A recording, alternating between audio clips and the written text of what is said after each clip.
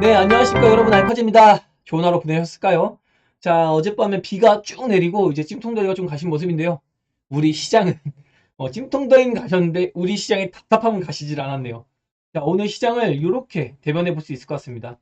코스피 지수고요. 그리고 시총 상위주를 제가 좀 나란히 이렇게 모아봤는데 딱 보시면은 이렇게 지금 빨간 구간 있잖아요. 요런 구간이 바로 외국인의 순매수입니다. 그럼 이 파란색은 당연히 뭘까요? 요거는 기관의 매도세겠죠. 자, 그러면은 외국인과 기관의 방향성이 이렇게 갈렸는데 왜 갈렸을까? 그 이유를 찾아봐야 되는데, 제가 보기엔 딱히 기관이 또 팔 이유는 없었거든요. 하반기에 뭐 증시 모멘텀이 엄청 안 좋다 이렇게 보는 것도 아니고, 특히나 삼성전자 하이닉스 괜찮게 나오고 있고, 2차 전지도 어쨌든 순항을 하고 있는 상황이잖아요. 또 자동차 업종, 이익률 굉장히 좋고요. 근데 이런 상황 속에서 왜 오늘 이런 일이 일어났을까? 결국에는 제가 지속적으로 이야기 드리는 꼬리가 머리, 몸통까지 흔들었다. 그렇게 해서 지금 외국인이요. 어느 날은 심심하면 1조 사고, 어느 날은 심심하면 1조를 팔아요. 뭐를? 선물을. 이러면서 지금 파생 시장 가지고 이렇게 방향성이 없는 날에는 어김없이 가지고 노는 그런 행태를 보이고 있다. 방향성이 없는 건 무슨 의미냐? 어제 미국장이 독립 기념일로 휴장을 했습니다. 그죠? 그리고 월요일도 1시 조기 마감했죠. 그러면서 오늘과 어제 거의 우리 시장에 단독적인 그런 증시 흐름이 나왔는데 생각보다 좀 좋지 않은, 제가 보는 것보다 좋지 않은 흐름이 나오기는 했다. 근데 어쨌든 지금 오늘 밤에 미국 시장에서 어떤 반응을 보일지는 조금 지켜봐야 봐야 되고, 그리고 지금은 어쨌든 선물로 외국인이 시장을 흔드는 모습을 유추해 볼 수 있다. 그래서 오늘 먼저 이런 시총 상위주 수급에 대해서 한번 이야기를 나눠봤습니다. 특히나 1시 이후에 매물이 쏟아졌거든요. 기관이. 이런 거를 봤을 때 기관도 그냥 조금은 휴장 이후에 열리는 미국장을 좀 긴장감을 가지고 좀 물량을 내뱉어놓은 게 아닌가. 그리고 단기적으로 좀 차익을 먼저 해놓은 게 아닌가. 이런 생각을 해봤습니다. 실제로 지금 기관이 거의 던지는데 외국인이 이걸 잡아먹으면서 올린 게 아니라 외국인이 이렇게 호가창을 이렇게 받치면은 그냥 기관은 팔면서 외국인한테 거의 물량을 넘겨주는 행태를 보였거든요. 그래가지고 요거 강세적으로 매수 우위보다는 매도 우위의 시장이 오늘 열렸었다. 이렇게 하루를 간단하게 정리해 볼 수 있겠고요. 그리고 오늘 아침에 제가 브리핑을 해드린 걸 좀 이야기를 드리면은 역시나 오늘 관망세와 개별 주장이 열릴 것이다. 특히나 유럽 시장도 어제 딱히 반응이 없었거든요. 그런데 제가 지속해서 뭐라고 했죠? 1320원 위로 환율이 튀는 흐름이 없으면 이게 아니라면 시장 걱정할 거 아니라고 했습니다. 근데 1300 언더로 빠져 있는 상태예요. 이 말이 뭐냐면 외국인의 수급이 우리 시장을 좀 우호적으로 보고 돈이 들어올 수 있는 가능성이 높아진다. 심지어 7월에 지금 금리 인상이 거의 가시화가 됐잖아요. 그런데도 불구하고 외국인의 선물 매도세는 별로 없거든요. 선물은 쥐락펴락하지만 현물에선 매도세가 그다지 없습니다. 우리나라랑 미국의 금리가 이제 점차 벌어져가지고 2%까지 벌어지면은 외국인의 자금 유출이 되는 상황 속에서도 우리나라가 어쨌든 저평가 메리트가 있기 때문에 외국인의 현물 매도가 잦아들고 있다. 좀 요거를 보실 수 있을 것 같습니다. 오히려 외국인은 지금 우리나라를 모아가고 매수하는 구간에 들어가 있죠. 계속 현재 지금 1년을 딱 넘게 채웠습니다. 작년 22년 7월 초부터 지속적으로 우리 시장을 사 모으고 있거든요. 외국인이 현물 시장에서. 근데 지금 1년 내내 모으고 있다. 이렇게 봐도 무방할 정도로 열심히 모으고 있습니다. 다만 개인들이 22년 코로나 하락 이후에 상승세를 찍을 때 21년 8월까지 75조로 순매수했어요. 요 물량을 어떻게든 빼서 내려가겠죠, 외국인이. 지금은 한 30조에서 40조 정도는 빼서낸 것 같은데 아직 절반밖에 못 뺐었다는 거죠. 그래가지고 좀 괴롭히면서 올라갈 가능성이 매우 높다. 이렇게 볼 수 있겠고. 그리고 지금 뉴스를 보면은 온통 무슨 뉴스죠? 결국엔 테슬라 뉴스입니다. 그리고 또 나가면은 뭐 AI 반도체 정도. 이렇게 두 가지가 지금 시장의 뜨거운 감자인데 AI 반도체는 제가 이야기 드린 대로 시장에서 지금 가치 찾기 나섰다. 이거 적정 주가 얼마니? 괜찮은 거니? 이렇게 나오고 있고 테슬라 같은 경우는 매도 리포트도 쏟아지고 있는데 점차 갈수록 이제 갸우뚱하고 있는 그런 흐름을 미국에서 보여주고 있고 과열 리포트가 나오고 있습니다. 그래서 이렇게 좀 과열이 결국에는 이렇게 있는데 얘가 만약에 오버슈팅을 한 상황이다 이만큼이 그럼 요거에 대한 과열에서는 반드시 나오게 되어 있습니다. 그래서 빠진 다음에 이렇게 횡보하다가 다시 가는 한이 있더라도 주가 영업이익이 이렇게 성장성이 이렇게까지 반영돼도 요건 오버슈팅이잖아요. 그럼 요거에 대한 과열에서는 반드시 나오게 되어 있다. 여러분이 꼭 이걸 아셨으면 좋겠습니다. 그리고 제가 이 마이클 하트넷이라는 분을 굉장히 좋아하는데 굉장히 현실주의자예요. 뭐 이상적이지도 않고 비판적이지도 않습니다. 현실적으로 그냥 경기 지표가 좀 안 좋다. 그러면은 좀 하락이 나올 것이다 얘기하는 솔직하게 얘기하는 사람이고 또 시장이 조금 너무 안 좋아진 것 같아. 이렇게 안 좋을 필요는 없는데 그럼 또 좋아진다고 얘기하는 그런 포지션을 갖고 있거든요. 뱅크 오브 아메리카 수석 투자 전략가고요. 그리고 지금 얘기를 하는 게 5월부터 경기 침체가 이제 들어서고 있다 이렇게 이야기를 하고 있습니다. 근데 주식 시장이라는 건 뭐죠? 갈 때 여기서 멈추는 게 아니라 적정치 치면 더 가고 떨어질 때 요만큼만 떨어지면 되는데 더 떨어집니다. 여러분들 요걸 아시고 지금은 이제 요 구간에서 좀 오버슈팅으로 진입하고 있는 구간을 이 마이크 라티넷이라는 분이 5월부터 지표를 통해서 언지를 주고 있다. 근데 제가 보는 거는 일단 마이크 라티넷도 하반기부터 기업의 순이익이 꺾일 거라고 보고 있는데 제가 보기에도 약간 그럴 것 같습니다. 연준의 금리 인하는요. 여러분이 개념적으로 잘 알고 계셔야 될 게 이 금리라는 거는 금리가 많이 올랐기 때문에 내리는 게 아니에요. 경기를 부양하기 위해서 경기가 좀 안 좋아지니까 예를 들어 지금 인플레 때문에 이거 물가가 너무 올라가니까 금리 인상으로 유동성을 옥죄가지고 인플레 잡으려고 하는 거잖아요. 근데 지금 양타를 맞을 수 있어요. 왜냐면은 너무 옥죄면은 이제 지표들이 망가져요. 여기서도 지금 순이익이 깎이고 자금 조달 같은 것도 문제가 생기고 법인들 같은 경우는 내야 되는 이자나 이런 것들도 많아질 거거든요. 분명히 부채들이 있을 테니까요, 기업들은. 이런 상황 속에서 금리를 올리고 있으면 더 부담은 가중될 것이고 경기 지표는 아무래도 둔화가 되겠죠. 일단 기업들이 투자를 하는데 머뭇머뭇거릴 거 아닙니까? 그럼 성장 동력이 꺾인다는 거죠. 그러면서 이제 인플레가 어느 정도 잡혀가고 지표들이 꺾이는 모습을 보면 연준은 뭘 할까요? 이제 경기 안 좋네. 금리 인하해야지. 그럼 이 금리 인하 시그널이 마냥 좋기만 할까요? 이제 수습을 하는 단계가 되니까 즉 시장 지표와 그리고 인플레 그리고 연준의 금리 스탠스 그리고 증시의 이익 관계 이런 것들에 대한 밸런스가 균일하게 맞아져야 되는 구간이 들어가야 되는 거예요. 예전에 유동성 내릴 땐 얘만 지금 무진장 튀었잖아요. 지표들은 완전 이제 작살날 걸 예상이 되니까. 이런 식으로. 금리도 이걸 이쪽으로 편을 들어줬고. 근데 지금 금리가 인플레 편이잖아요. 근데 인플레 편을 너무 들다 보면은 지금 당연히 지표는 빠지고 또 증시는 올라가지만 얘가 지금 속고 있네? 라는 거를 인지하는 순간 얘가 좀 둔탱이라고 생각하면 됩니다. 꺾고 있네. 이렇게 마이크 라트넷이 이런 것처럼 5월부터 꺾이고 있는데 침체 들어서고 있다. EPS 꺾인다. 이런 전망이 나오면 얘도 뭐 얘가 민감하게 반응했으면 꺾여야 되는데 아니야 지금 시장 괜찮아. 경기 되게 짱짱해. 고용 봐봐 완전 고용이야. 이러면서 막 가고 있어. 근데 갑자기 어느 순간 내가 속고 있네? 라는 걸 인지하는 순간 어떻게 될까요? 증시도 빠진다고. 그럼 그때 이제 연준에서는 가장 좋아하는 영웅놀이를 하겠죠. 야 우리가 금리 인하해줄게. 근데 금리 인하해가지고 반등 딱 해. 그럼 이때 또 개인들은 그러죠. 이제 증시 다시 살아난다. 금리랑 주식 올라가겠지? 증시 올라가겠지? 올라가지 않습니다. 잠깐 반등하고 지표가 회복이 안 되니까 또 망가져. 그럼 다시 또 금리 인하해. 이런 식으로 흔드는 장세에 조정장이 한번 올 것이다. 요거를 제가 계속해서 이야기 드리고 있는데 요런 뉴스를 보고서 그런 생각을 했습니다. 내가 보고 있는 타임테이블이랑 어느 정도 맞아 떨어지겠구나. 그런 생각을 좀 했다. 그리고 지금 2차 전지 올라가는데 여러분이 착각하시고 있는 게 있어요. 2차 전지는요. 이거 에코프로랑 2차 전지를 좀 구분을 해야 될 것 같아요. 테슬라가 좋다 좋다는데 얘만 올라가잖아요.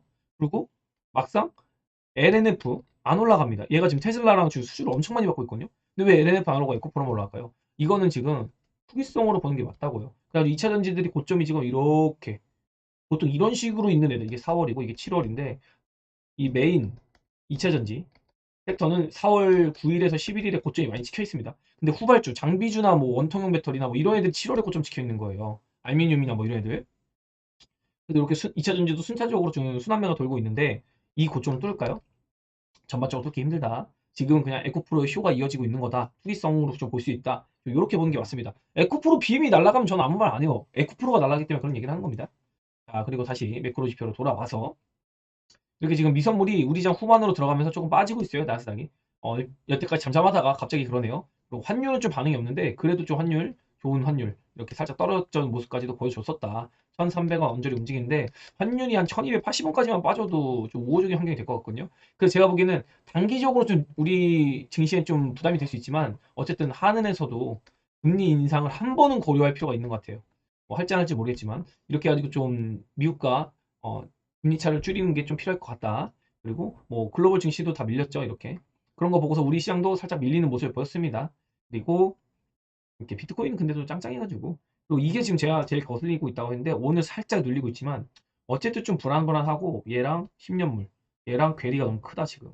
이 괴리가 좀 줄어들 필요가 있다. 이게 줄어들수록 좋은 거거든요. 시장이 정상화가 되고 있다는 뜻이에요. 이것만 봤을 때는 어디 인플레가 꺾여 인플레가 부각이 되고 있는 것 같은데 이런 걸로도 좀 경기 지표에 대한 의심을 좀 해볼 필요가 있겠습니다. 그리고 오늘의 수급인데 개인과 그리고 외국인은 현물 시장에서 열심히 방어를 해주죠. 근데 기간이 1시 정도부터 코스피를 패대기를 칩니다.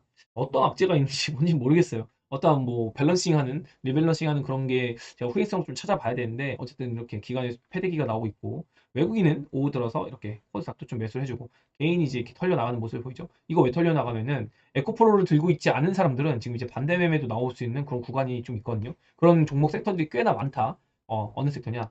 바이오도 그렇고요. 에너지주, 게임주, 그리고 기타 테마주들.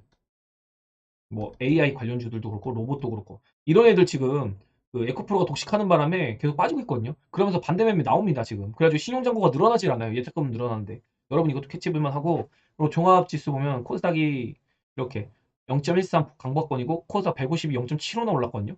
그런데 상승 정보 400개밖에 안 되고 하락 정보 1100개입니다. 실질로 따지면 이 정도면은 거의 코스닥은 오늘 마이너스 1% 정도 빠진 거예요. 이렇게 좀 여러분이 오늘 지수 이런데 왜 그렇지? 이렇게 생각할 건 아닙니다. 그리고 제약 업종은 그냥 뭐 약과학검에서 버텨줬고 오늘 상대적으로 좀 2차 전지랑 강세를 좀 보이는 그런 업종이었고요. 그리고 반도체가 오늘 깨졌죠. 자, 그리고 오늘 코스피도 0.5% 정도 빠졌는데 이렇게 250개 상승해 그리고 600개 하락했네요.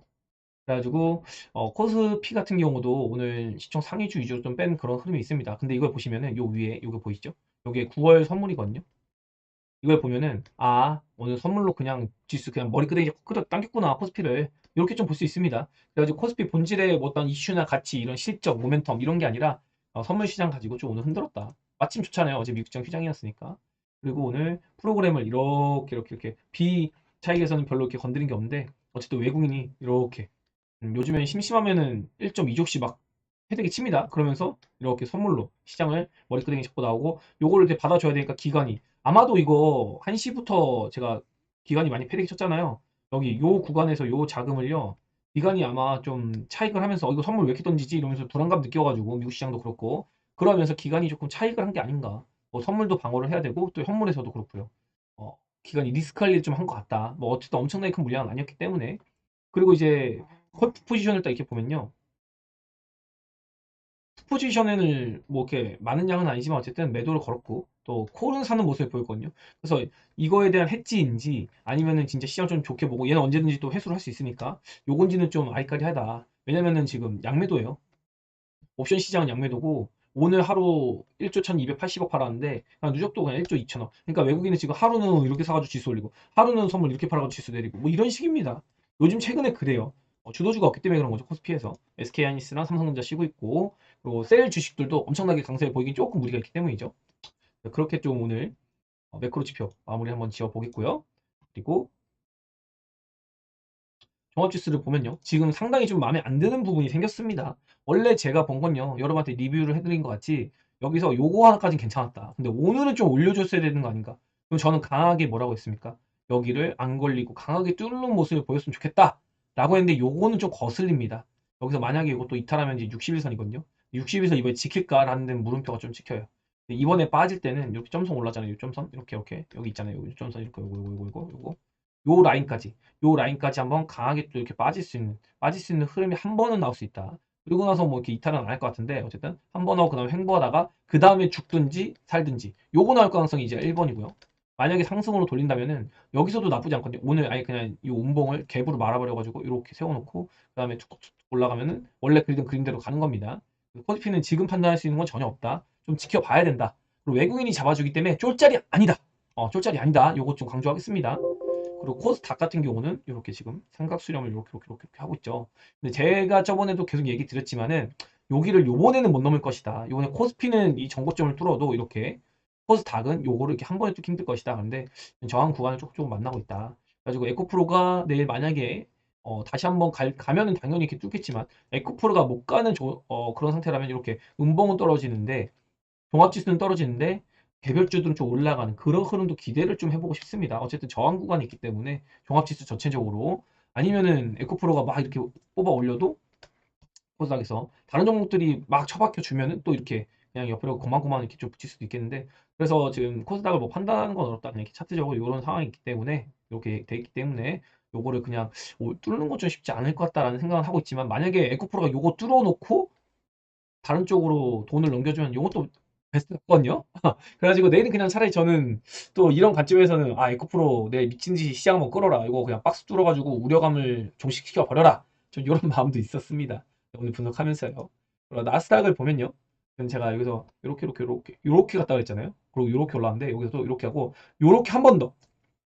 이렇게 쓰면 한 번 더 여기 구간 이렇게 뚫어놓고 그 다음에 이렇게 내려올 수가 있다. 이 얘기를 드렸는데 오늘 미국 시장이 어떻게 될지는 저도 모르겠습니다. 일단은 정고점 위치 이렇게 있기 때문에 이걸 뚫을지 한번 지켜봐야 될 것 같고요. 어쨌든 지금 애플이 총 3조 달러를 넘었어요. 그래가지고 4조 달러도 시간 문제다 뭐 이런 전망이 나오는데 저 같은 경우는 애플 같은 경우는 의심을 하고 싶지 않습니다. 애플은 계속해서 성장을 할 수밖에 없는 구조이기 때문에 특히 인플레로 인해서 물가가 올라가기 때문에 애플도 당연히 단가를 다 올리고 요거에 대한 매출도 늘어나고 이익도 늘어날 가능성이 높거든요. 물론 자재값 이런 건 많이 들어가겠지만 그래서 워런 버핏도 애플을 지금 46% 갖고 있다고 하잖아요. 근데 사실 46%는 좀 버크셔 해서이가 좀 심한 거 아닌가 이런 생각 좀 들긴 합니다만 아무튼 그런 시각적으로 지금 시장을 보고 있다. 시장은 아직 무너질 시기는 아닌 것 같다. 좀 이렇게 이야기 드려보고 싶습니다. 시장은 아무리 못해도 그래도 15,000까지는 일단 가고 나서 좀 뭐 고점이니 과열이니 막 이런 얘기 좀 하고 싶거든요. 아마 한 그래도 15,000 언저리까지는 한번 갔으면 좋겠는데 그때까지 좀 시장이 잘 버텨주고 우리 시장도 키 맞추기 밸런싱을 좀 미국이랑 맞춰줬으면 좋겠네요. 이러면서 오늘 시장 정리 영상은 이 정도로 마무리하겠습니다. 두 번째 영상에서 우리 만나기로 합시다. 잠시 후에 뵙기로 하겠습니다. 좋은 저녁 되세요. 좋아요, 구독, 알림 설정.